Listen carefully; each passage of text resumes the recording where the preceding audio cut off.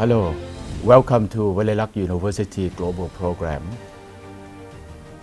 As normal, this program features international scholars who visit Walailak University to discuss partnerships in various areas, including research, teaching and learning, student development, and a broad range of issues of common interest.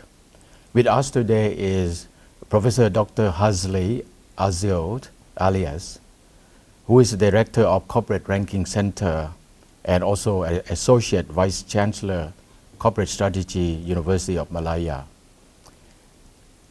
And Professor Hazlee has been with us this time to talk about various areas of collaboration or partnership between University of Malaya and Walailak University. So welcome to the program, Professor. Yes, thank you. And thank you very much for appearing on the program.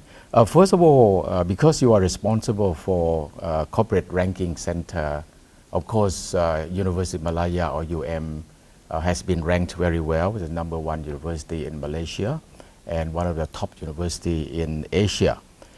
And of course, one of the areas that U of Malaya is so strong is, as measured by international agencies like Times or QS, is international reputation. So first of all, can you talk about what constitutes international reputation? Okay, thank you very much. Okay, so international reputation is basically it's just about opinion of others, especially from international, from outside of the country, about certain aspect. For example, like if international reputation on certain universities, so how people perceive us, how do they look at us? So the perception, the reputation, it can be good, it can be bad. Yeah, it can be positive or negative. It doesn't mean that someone might have a good impression on certain things, but it all depends on their own perception. It can be good, it can be bad. Mm-hmm. And what would you say the key basis of building or promoting international reputation, okay, which is quite crucial these days because people look at university, they don't simply walk in to any university, but people or students, prospective students or parents of prospective students would certainly study future university for their children or prospective students, school leaver. They look at various aspects of university that they think they want to study. So what would you say in terms of the basis for reputation, international reputation in particular?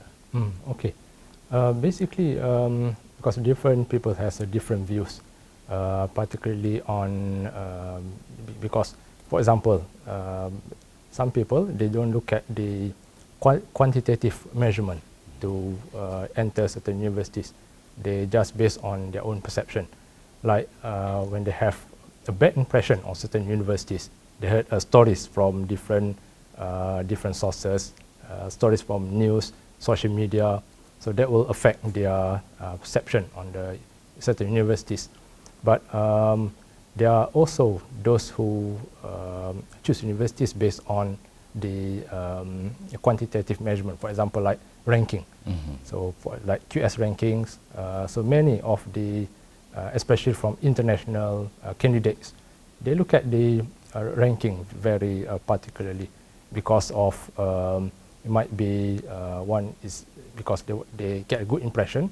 A better ranking means better reputation, and the other one is in order to secure a scholarship. So usually the scholarship will look at the ranking of the university. Mm-hmm.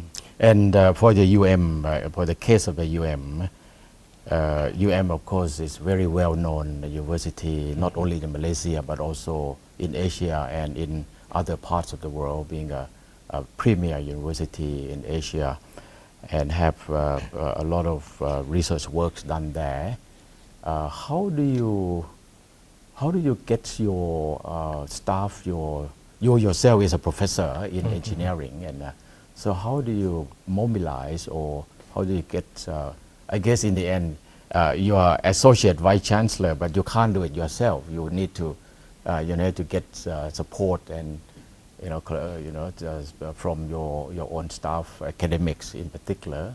Are there any ways, any strategies or incentives provided in order to get staff to be on board, in order to maintain a good reputation or to maintain a good ranking and all of that? Yes, okay. Actually, I'm not the Associate Vice Chancellor. My office is under Associate Vice Chancellor. Right. So the corporate ranking strategy is one of the center under the Associate Vice Chancellor. But we are responsible for coming out, finalizing the strategies from all the top management, from the top management of the universities, like Deputy Vice Chancellors of Research, internationalization. So each of them, they come up with a strategy and we compile the strategy. And in order to encourage the staff to participate or to support our strategy and initiative, yes, we have to provide the initiative for them. Yeah, we cannot just put the strategy and that's it. We don't do anything. Okay, for example, like for publication in journals, we provide the article processing charge for those who want to publish in open access journals, up to Malaysian ringgit 6,000, and that's for Q1, and for Q2 Web Science Journal 2,000 Malaysian ringgit. So at least it can support the article page charge when the paper is accepted. And we also provide a small incentive for those who are able to publish in top 10 Q1 journal. But that is one of our strategy. So we provide incentive, right. Yeah, so that more staff will be encouraged to publish in top journal. In other words, when it comes to this ranking and all of this, it doesn't happen by chance, but it happened by design. Yes, that's right. You're right.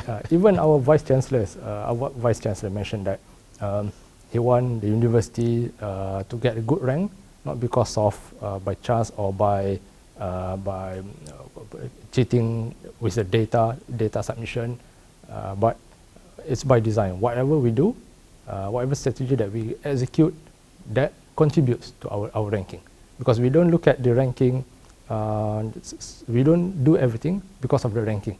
So ranking is just like an indicator to tell us the quality of our quality, our teaching research quality, and also, but it tells us, it gives us like a brief idea which part that we need to improve. So we use ranking as a improvement tool.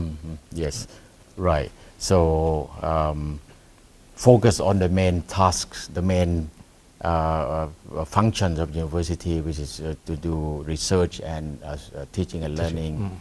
But when you do that well, then you use a ranking as a way to see where you need to improve on. And people, from what I'm looking at here from Walailak University point of view is that it goes together between internationalization and quality, internal quality of university, like research work, teaching and learning, and all of that. So they are not two separate things. Internationalization and improvement of internal quality, they seem to go together. We'd like to comment on that from the experience of UM. Okay, yes. So last time, okay, this is back to a few years ago's story. So last time when we decided to participate or look at seriously in the ranking, So we look at the our strength first, our internal strength. Our strength. What do we have at the moment? How is the quality of our teaching? How's the quality of our research? So we focus on our internal strength first. So that's why when our past Vice Chancellor stepped in, I think in 2010, so the university injected a huge amount of money, which is I think amounting 600 million Malaysian ringgit, which is equivalent to 6,000 million baht, to focus solely on high impact research. So from that high impact research, we developed world-class research facilities. We employed good top researchers from all over the world, especially for PhD studies and postdoctoral fellow, and also some academic staff, good academic staff from all over the world. So from there we build up our reputation. So we build our reputation. We go out. We make ourselves visible to the world. Okay, like for the research grant that is provided, we allow the staff to go to international conferences, especially at the United States and European countries, and also certain part in Asia and Australia. So we expand our networking. So from there we expand our networking, and once we have expanded our networking, so we promote through our high impact research. So that's where we gain the reputation.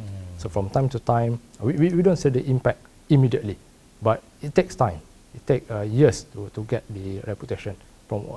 So where we are now is actually start more than 10 years ago. So these things come together.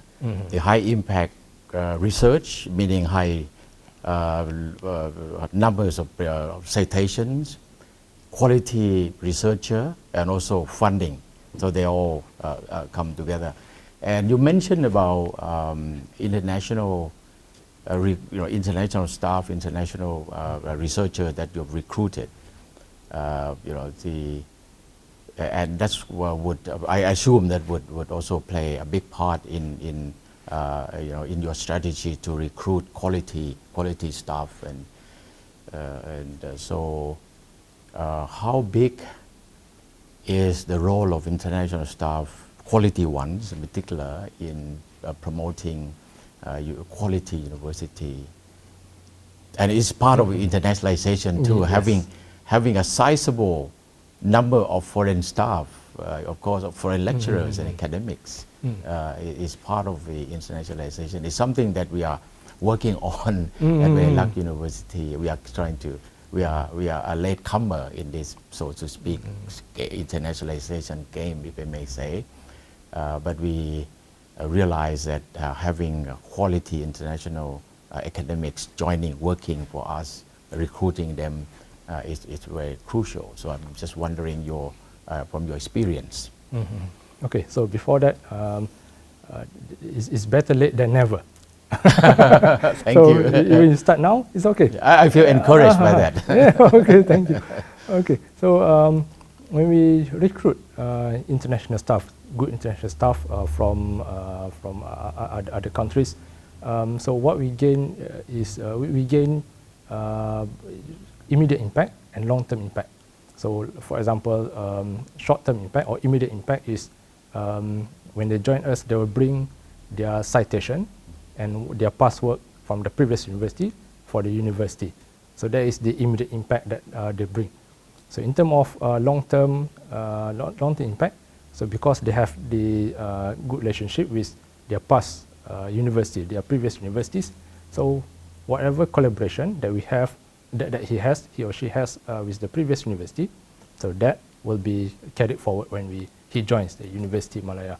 So we see, we have seen significant improvement, especially in the citation and the research paper when good international staff came in.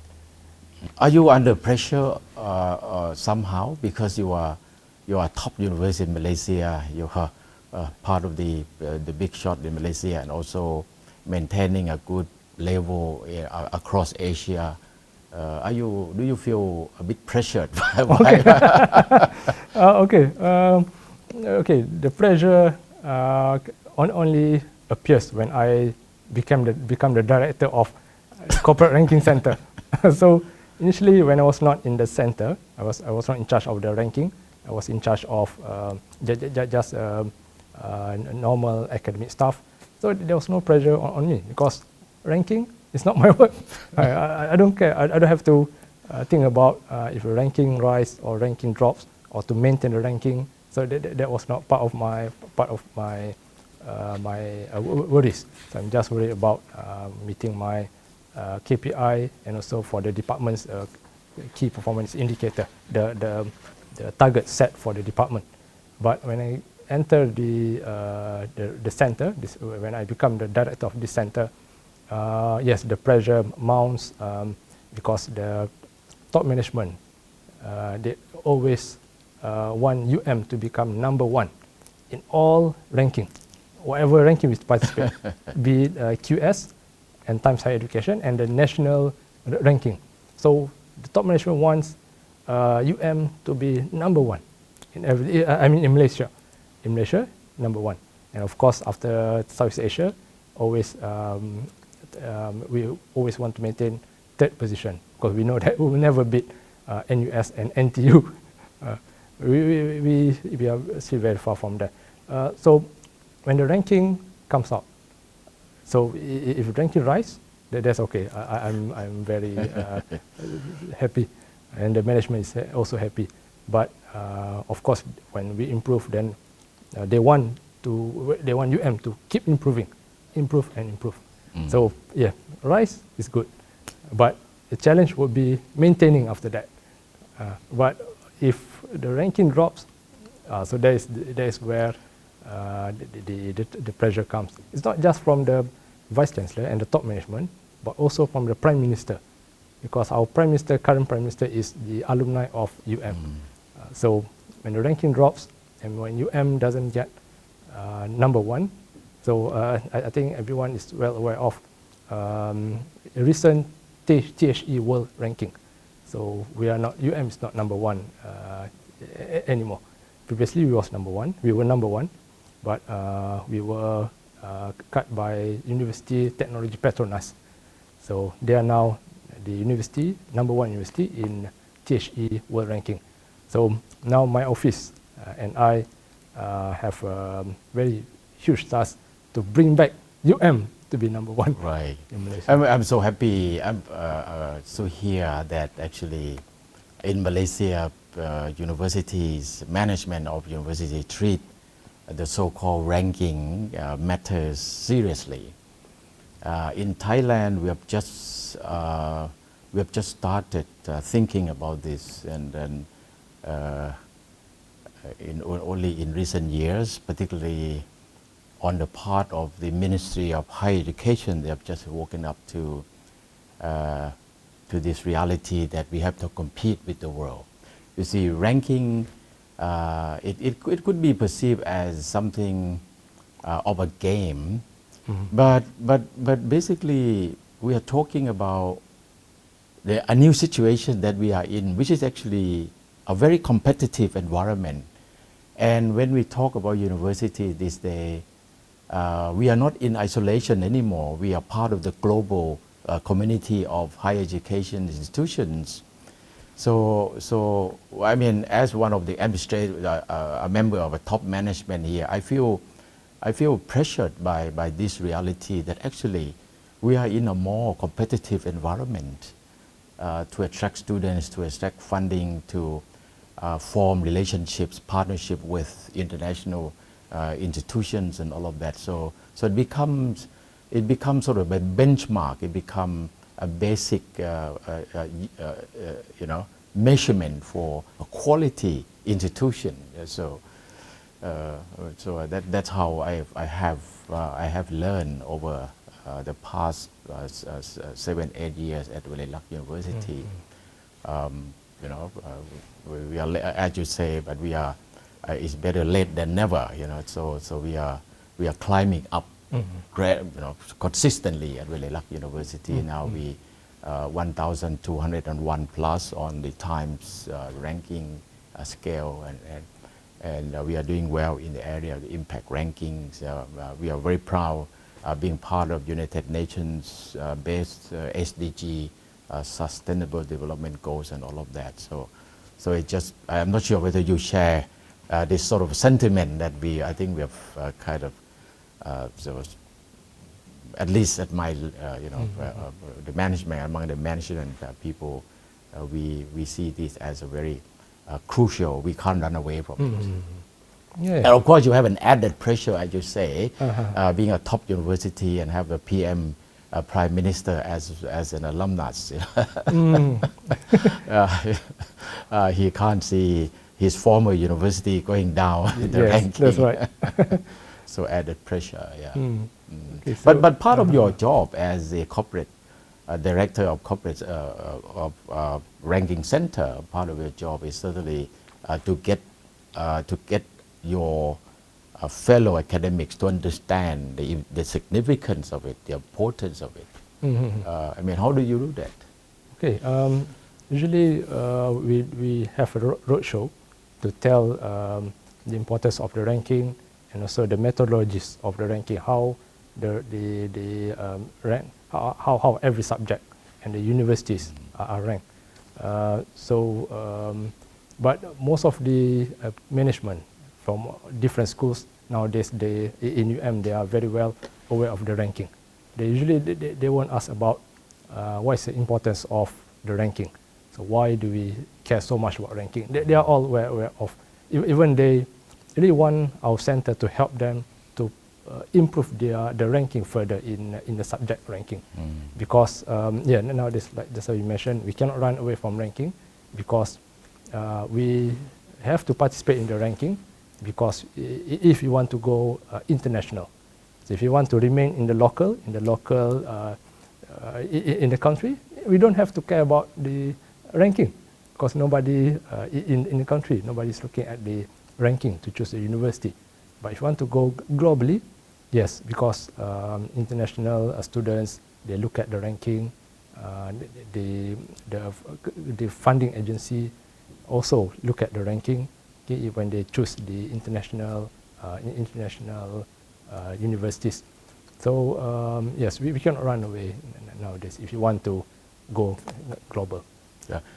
Professor Hazlee, you are here with us. I'm very thankful for your participation in the activity that we have just organized, called the IREP, International Reputation, an excellence program organized by the Center for International Affairs at the university, and you've been invited to observe presentations from different schools at Walailak University about their internationalization initiatives and plan and strategies and all of that. What would you say? You sat through the whole thing today, for the whole day. Anything that come to mind that you would like to mention? Maybe you don't have to be polite about this, but oh, okay. I mean, I can be frank. Yeah, you can be absolutely frank about this. But okay. what was your impression? Okay, great. Okay, first, it's my pleasure to be here. So thank you, Walailak University, for inviting me as one of the judges or assessor for the program. Yes, the program itself is a very good program. At least we can see what are the initiatives being put by every school. Yes, some schools they put some good strategies, relevant strategies about how to improve the internationalization and visibility. But some, I think I would say, they don't really, but maybe they don't understand what is required, what the program is about. Is it like telling about their school, or is it telling about what is their initiative in the future? Even some of the presenters, they mentioned about what they have been doing, which is actually, to be frank, myself, I don't really expect to hear what they have achieved, because what they have achieved is the past. It's what we want to do in the future. So the strategy, we want to hear what are the strategies that need to be put in order to gain more, to become more visible at the international level. But I think because of the time limitation of the presentation, it's just 5 minutes. Most of the points, the strategies, is just like a point form. It's just like a one line, and without that doesn't have the impact. They don't tell what's the impact, and the manpower required, the money required. So I think I don't blame them. It might be because of the time limitation. But my advice is when we want to come up with a strategy, we don't have to look at the cost implication. We don't think about cost implication, the manpower, and also the complexity of the strategy. When we want to come up with strategy, we just list down everything. List down all possible strategies. Because if you put our limitation on, we think, okay, this strategy is expensive. It's a good strategy, good impact, it will have high impact, but it's expensive. So don't think about that first. So just list down. So later, when we look at the impact, we brainstorm again. Okay, it's a good impact, but it requires a lot of money, but it gives impact, long-term impact, a good long-term impact. So that's why, go for it. So when come up with strategy, yes, don't look at the limitation. Just and that is certainly a very good advice, and I can understand what's behind the success of UM in the past. Yes, indeed. And I really appreciate your comments, your questions to the presentations today. Thank that you were asking for specifics. I could see that the people tend to lack specifics, but I think this is a very good opportunity for us to hear people who have done quite successfully, like the University of Malaya.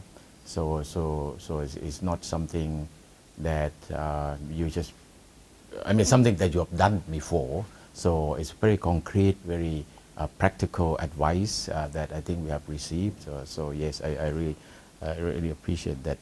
And now we come to the last part of the interview today. I just like you to reflect on the sort of environment that universities are in into the future, let's say, so that we can get, what are some of the things that you would say that we need to get ready in preparation for challenges, future challenges? What are some of the things that from based on your experience at UM? Okay, I think the main aspect that we need to be ready is adapt with digitalization and AI, artificial intelligence, and also Internet of Things, because this is the trend in the future. So when we do decision, we can, if you want to do a more effective decision, usually it must be based on evidence. So the evidence is based on the data. So where do this data come from? It comes from digitalization. So if we digitalize everything, if we capture everything in digital form, then we get the data. So those data can be used to make a decision. For example, like we have, let's say if you look at our weakness, the data shows the weakness is at citation. So we know that. So when we look at the data, okay, so there's our weakness. So then we can take some action or strategy to improve the citation. So and also the AI, because nowadays, especially in teaching, because students nowadays they are very advanced. They use AI in everything, especially for example like doing assignment or answering the question in the test. So the academic staff also must be equipped with the skill, AI skill. So you have a policy, a written instructions as to what students should do about when they use AI or staff to do research? You have. If I'm not mistaken, currently we are, if I'm not mistaken, we are developing the policy, because it is still very new things for everyone, so it's for the academic staff. Even some of us are not aware of the tools that the students can use to do their assignment. And certainly that is a very good advice, and looking into the future, I agree fully that we can't avoid that digitalization and AI as an important tool for teaching and learning, for research and management of the university as a whole. So Professor Hazlee, thank you so much for appearing on the program today, and particularly I really appreciate your advice, your suggestions, and from the whole day that you participated in the listening to the presentations of from different schools at Walailak University, and thank you again for your time on the program. Thank you so much. No worries. You're welcome.